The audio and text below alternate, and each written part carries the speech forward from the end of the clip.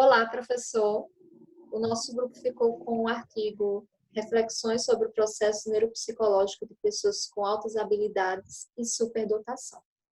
Nosso grupo é composto por 5 meninas superdotadas, e são elas: eu, Viviane Campos, Paula Daniele, Letícia Eduarda, Aparecida Silva, Lavínia Axa.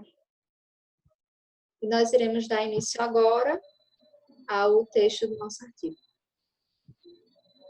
Passo a palavra para a Letícia.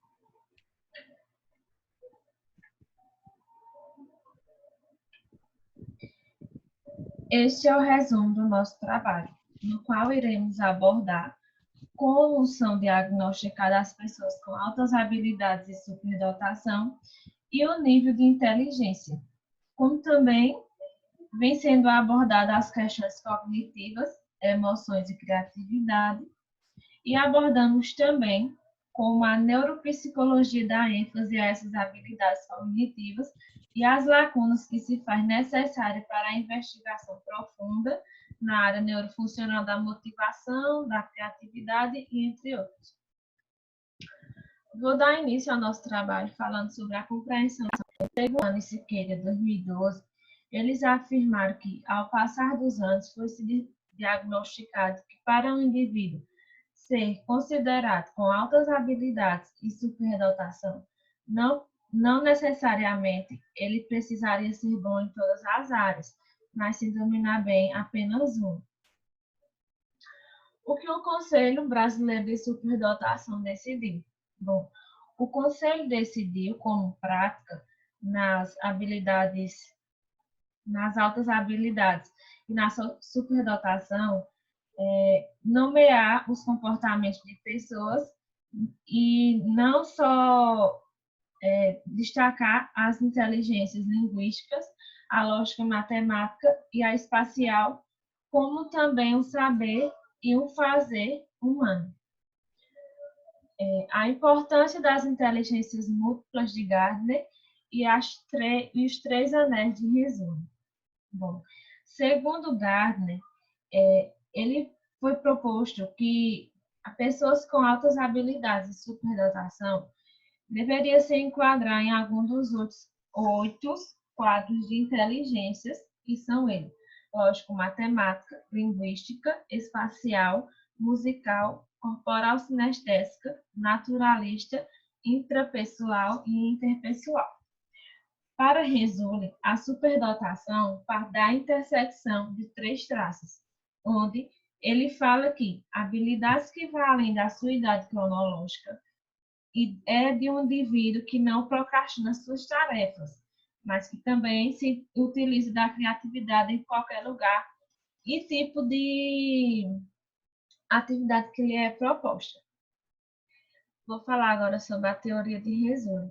Para ele, existem 2 tipos de superdotação, que são elas: escola ou acadêmica ou produtiva e criativa.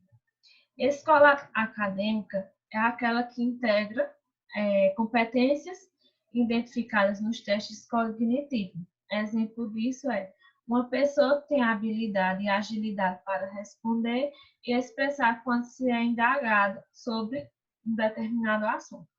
Na produtiva ou criativa, são pessoas que se envolvem em atividades em participação humana e que implica no desenvolvimento de suas ideias, produtos ou expressões artísticas e áreas de conhecimento. Exemplo disso é que, neste caso, o indivíduo ele tem a capacidade de usar a sua criatividade com poucos recursos e consegue cumprir o que lhe foi proposto. Os 3 anéis da superdotação de Resule consistem em capacidade acima da média, compromisso com a tarefa e criatividade. Capacidade acima da média é ter a capacidade de desenvolver várias habilidades, seja ela ao processar informações ou a desempenhar alguma atividade. Compromisso com a tarefa são pessoas que são extremamente produtivas, com pensamentos acelerados e que conseguem transformar os seus projetos e ideias em realizações. são comprometidos até o final de suas execuções e dos seus objetivos. Criatividade, ela está relacionada com a capacidade de pensar e do criar. Criar coisas ou projetos que podem ser fundamental ou até divisor de águas em algumas situações, tipo descobertas científicas, robóticas e entre outros. O que a proposta de Renzulli busca ou o que ela defende? Bom, ela defende que os três elementos são totalmente interligados e que as pessoas podem desenvolver uma dessas três habilidades, algumas com mais maestrias e outras com menos, mas que, contudo, a pessoa tem sim um pouco de cada especificidade. Bom, agora eu passo a palavra para a Aparecida Silva. Olá, boa noite. Eu fiquei com a parte da teoria de Gardner. Gardner publicou em 1983 Estruturas da Mente, que é a teoria das inteligências múltiplas.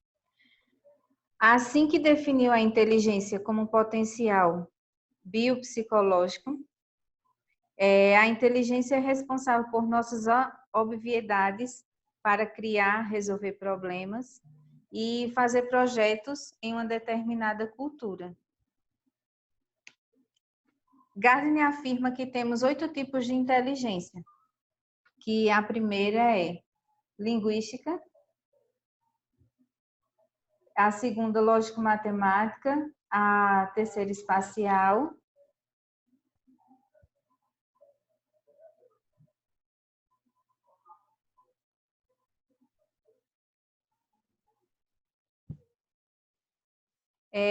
a inteligência corporal sinestésica, a inteligência musical, a inteligência interpessoal, a inteligência intrapessoal e a inteligência naturalista. Agora eu vou explicar um pouquinho dessas inteligências para vocês. A linguística é a capacidade do uso da linguagem escrita ou oral. Escritores, jornalistas, políticos, professores, poetas e vendedores são dotados dessa inteligência. Temos também a inteligência lógico-matemática, que envolve o uso de números e raciocínio, habilidades de ordem abstrata. Exemplos disso pessoas matemáticas, engenheiro, economista, físico, cientistas. Temos também a inteligência espacial, que corresponde à habilidade de relacionar padrões e perceber similaridade nas formas e transformações do espaço.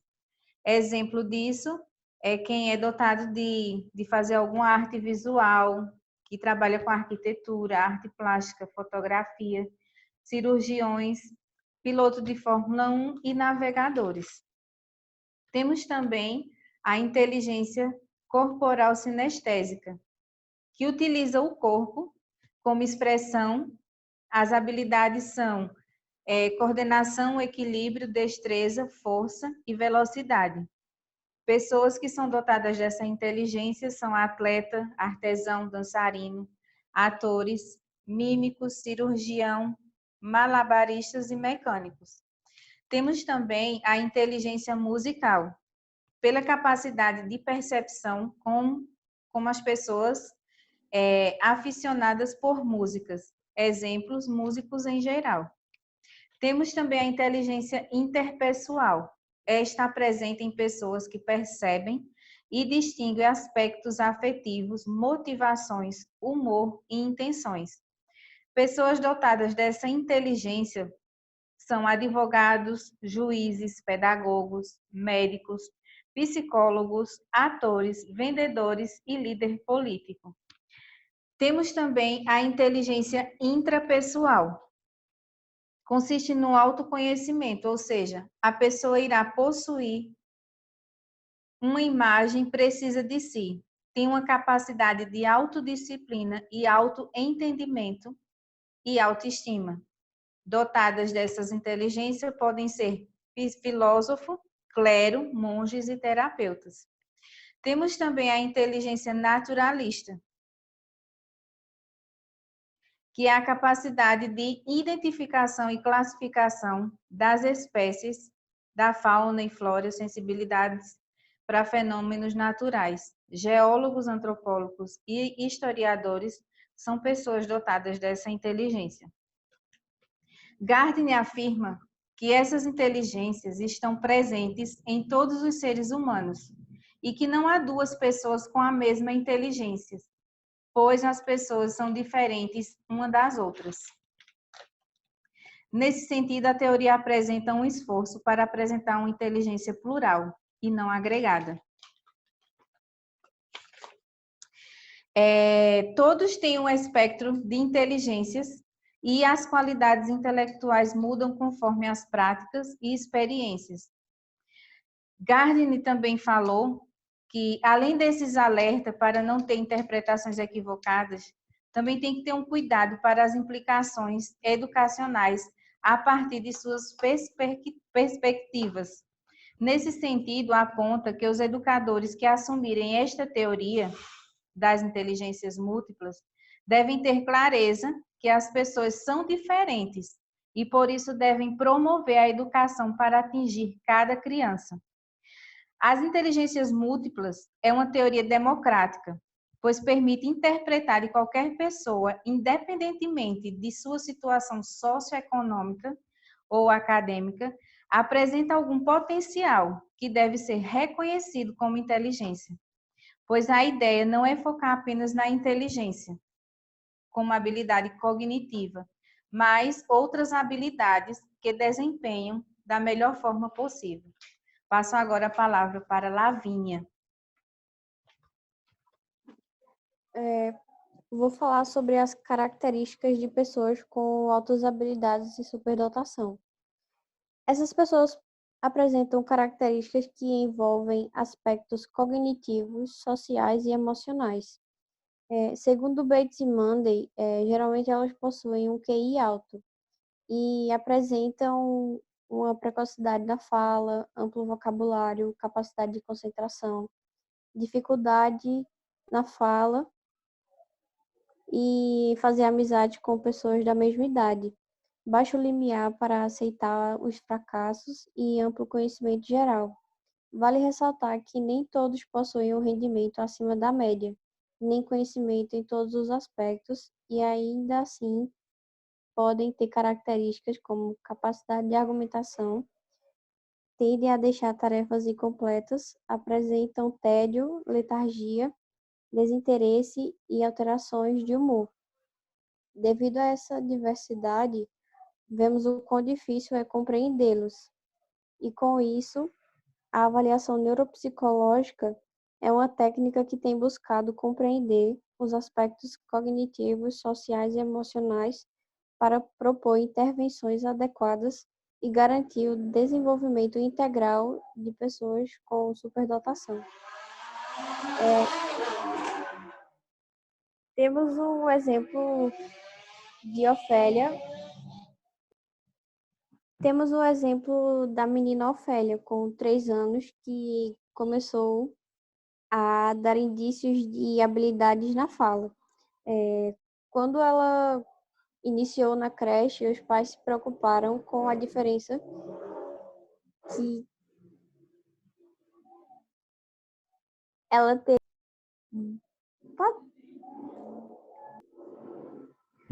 Quando ela iniciou na creche, seus pais se preocuparam com a diferença de habilidades que ela tinha com seus colegas e então buscaram ajuda psicológica e especializada para que ela não fosse muito pressionada e nem se sentisse pouco estimulada.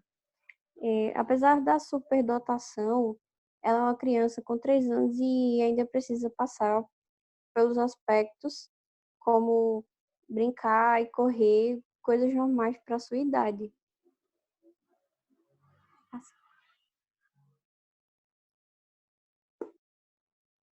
A neuropsicologia e as outras habilidades e superdotação. A neuropsicologia é colocada como a ciência que investiga a relação entre o sistema nervoso, comportamento e cognição. Essa investigação permite o conhecimento das estruturas internas dos processos psicológicos. Também uma compreensão das alterações surgidas em casos de lesões cerebrais locais e o modo como os processos psicológicos são alterados pelas lesões. Com o avanço de suas técnicas, a neuropsicologia direciona-se às contribuições na compreensão de casos clínicos, auxiliando na escolha de tratamentos mais adequados para condições neuropsicológicas. Agora eu passo a palavra para Paula. Bom, dando continuidade ao que nós já estávamos vendo, né? Vamos agora tratar um pouquinho dessa avaliação da inteligência de pessoas com altas habilidades e superdotação. Então, é uma das formas, né, que o artigo ele vem nos trazer, como avaliar essas pessoas que são superdotadas. Então, vamos lá. Inicialmente, o artigo ele vem dizer a contribuição da psicometria foi muito importante para justamente facilitar essa avaliação da inteligência para a psicologia. Então, segundo Souza, em 1950, a avaliação era feita por meio do QI, esse seria o quociente intelectual, seria um tipo de avaliação, certo? Para justamente mensurar a inteligência, certo?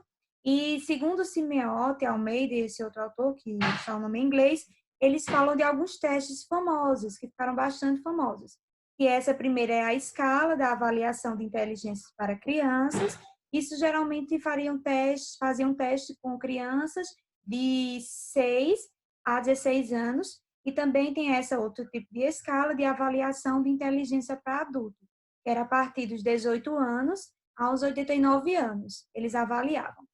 Porém, alguns autores começaram a fazer críticas. Por quê? Porque disseram que com esses testes do QI, por exemplo, acabava não contemplando todos os outros aspectos. E foi por isso que outros autores começaram a avaliar, certo? Essas pessoas que têm altas habilidades e que são superdotadas, avaliar características como a criatividade, a liderança, motivação e artístico. Então, começaram também a avaliar esses outros aspectos. Para esses mesmos autores, não é? Eles relatam a necessidade de utilizar, além de instrumentos psicométricos, como já foi trabalhado anteriormente, também o eletrocefalograma quantitativo, que seria justamente para fazer o mapeamento cerebral, ou seja, com esses testes iriam garantir uma avaliação objetiva e criteriosa, certo? Anteriormente era feito através também de diagnósticos, de coleta de informações, e com esse mapeamento cerebral daria para ver algo mais preciso, certo? E observar detalhadamente o encéfalo dessas pessoas. Vamos passar para o outro slide. Isso. Então, através desses estudos, passaram a compreender que adolescentes que eles tinham o QI alto, eles apresentavam um ritmo predominante de ondas alfa. E também da elevada produção de neurotransmissor como a serotonina. Os autores eles vêm trazer que tanto a psicometria como a neurofisiologia, elas são importantes, certo? Nessa avaliação, distribuindo bastante a questão do encéfalo, desse processo em que essas pessoas estão sendo avaliadas mais detalhadamente. O texto também traz sobre a avaliação tradicional, certo? Então, essa avaliação tradicional envolve testes psicométricos, como já expliquei anteriormente. Aos poucos é que começaram a avaliar critérios como a criatividade, a liderança com aspectos emocionais e artísticos, e também envolvendo testes neuropsicológicos com a neuroanatômicos e os neurofisiológicos com a neuroimagem, como eu já mostrei anteriormente. Vamos passar para o próximo slide. Bom, Aí o nosso artigo também traz sobre processos neurofuncional. Então, vem trazer essa contribuição da neurociência, o quanto ela vem contribuindo nesse sentido para esse tipo de avaliação. E essa avaliação envolve processos neuropsicológicos, né? O estudo da aprendizagem, eles vêm falar sobre a memória, a atenção e o raciocínio, que são aspectos também estudados, não é, sobre a inteligência. Essas pessoas, que está a sigla HISD, que são habilidades, altas habilidades superdotadas, têm um melhor desempenho na memória de trabalho e na atenção. Por isso que eu trouxe essa imagem para vocês, mostrando aí, do período passado, como nós já aprendemos, né, sobre a memória de trabalho, e também nesse, e aí também falar um pouquinho da atenção. Então, essas pessoas acabam se destacando nesses aspectos. Nesse slide, esse outro autor, nome em inglês, ele fala da neurociência apresenta índice de bases neural. Então, começa aí também, não é, esses estudos do encéfalo, e eles perceberam que crianças, certo, tanto adultos, que percebe-se um desenvolvimento aí dessa conexão de neurotransmissores dessas pessoas com habilidades superdotadas no pré-frontal, não é? No parietal, temos também o temporal e o cerebelo, e também o artigo traz também do corpo estriado, que não está mostrando aí a setinha, porque não tem nessa imagem, mas também faz presente. Então, eles que há uma atividade, né, uma conexão entre esses locais, certo? E aí, para autores aí abaixo, o neurofuncional da inteligência. E nessa proposta, ele vem com as seguintes funções de observar a atenção, a memória, a linguagem e o raciocínio. Souza, ele vem dizer que apesar de duas pessoas, né, ser consideradas terem a mesma inteligência, ele vem dizer que no encéfalo, não é, nesse processo, não funciona um igualmente ao outro. São diferentes. Agora eu passo a palavra para a Viviane. Nós iremos dar continuidade aos processos neurofuncionais a partir de vários estudos de alguns teóricos. Vamos começar com Kozoid, Bird e Schiebig, acho que é assim que fala, que eles falam que o córtex humano está em evolução ao longo do tempo. E ele está sendo usado como um padrão para poder explicar certas áreas do funcionamento do nosso cérebro, né? Como psicopatologias, inteligências e o desenvolvimento de HSD. Os lobos frontais, eles desempenham um grande papel no funcionamento da inteligência. Mas esses autores explicam que a inteligência ela não está em um local específico do nosso cérebro. Ela é uma função do conjunto de áreas de forma dinâmica. E a atividade cerebral de pessoas com HSD não estão concentradas apenas no córtex pré-frontal.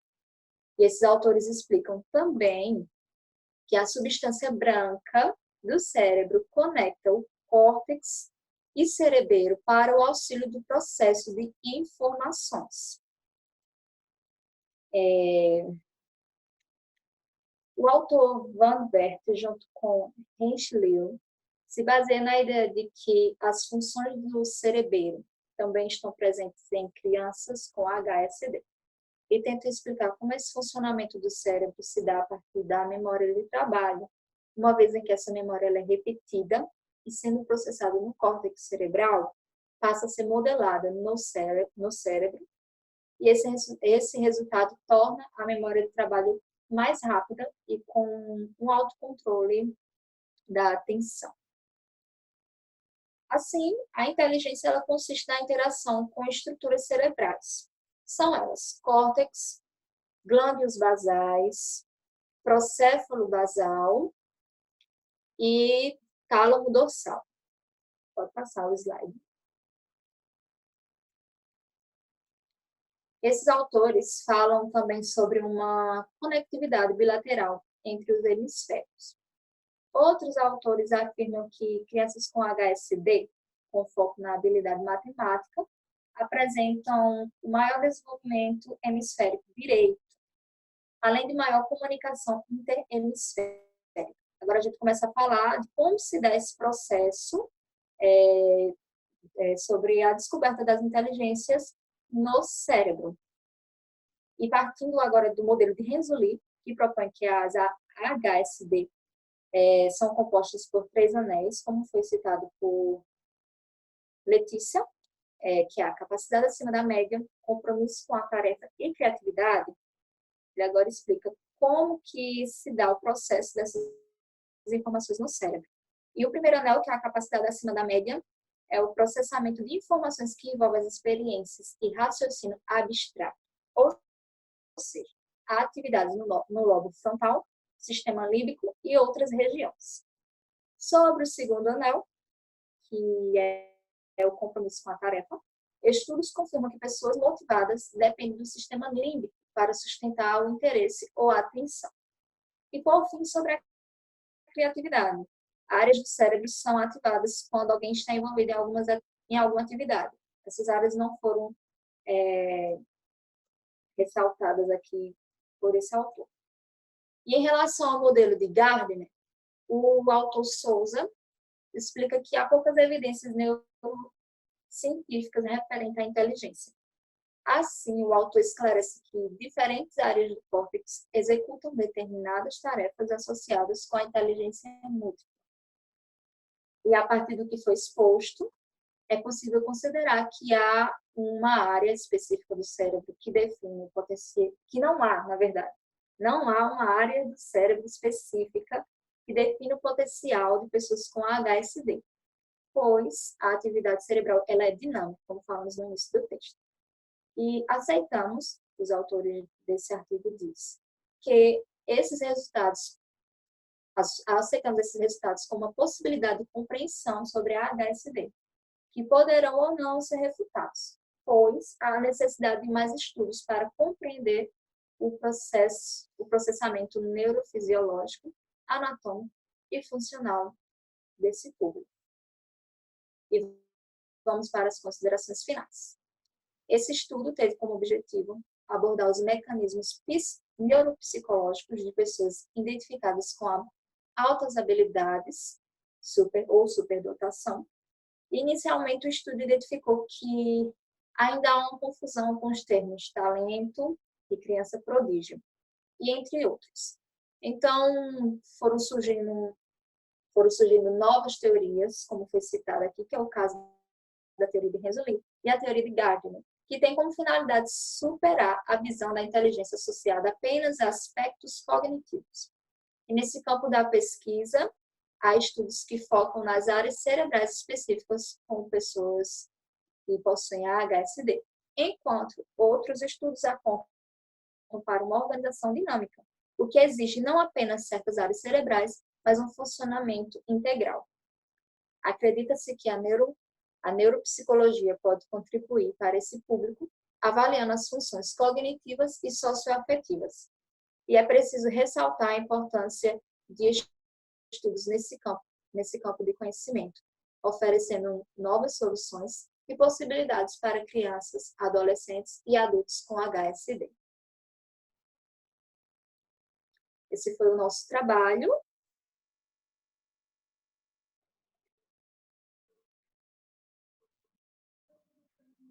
E é isso. Tchau, pessoal. Obrigada pela atenção. Tchau, pessoas.